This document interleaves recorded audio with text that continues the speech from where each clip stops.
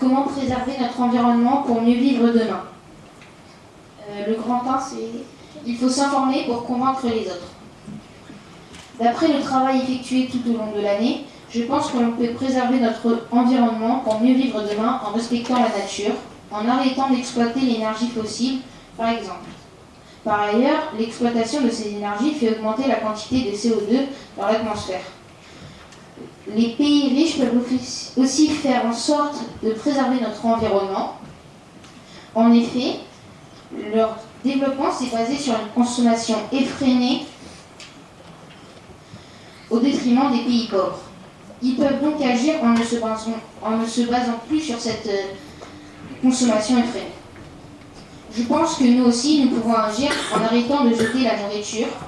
Plus de 1,3 milliard de tonnes de nourriture sont jetées chaque année à la poubelle. Donc, si nous mangeons notre plat à la cantine, même si on ne l'aime pas, on contribue au bien-être de la société et de notre environnement. Dans ce sens, nous avons le projet de mettre en place des tables de partage à la cantine de notre collège pour éviter le gaspillage alimentaire. Il faut sensibiliser pour persuader les autres.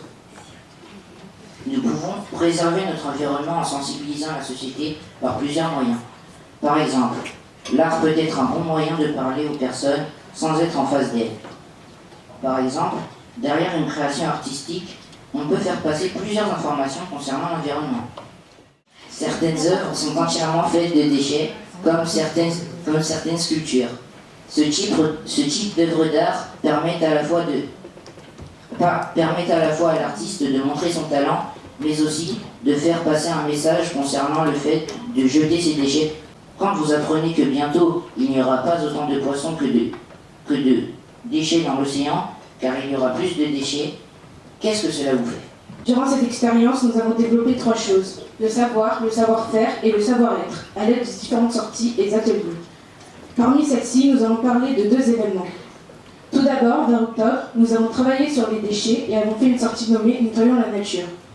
Cela consistait, comme il est dit, de nettoyer la nature et plus précisément notre ville de Provins. Dans cet événement, nous et 4 classes de 5e avons ramassé des déchets dans une zone de notre ville. Nous avons pu voir toutes sortes de déchets comme des bouteilles en plastique, des mégots de cigarettes, des canettes, des sachets de bonbons ou des sachets plastiques. Si l'on additionne tous les kilogrammes trouvés, nous avons atteint pour la classe environ 50 kg de déchets.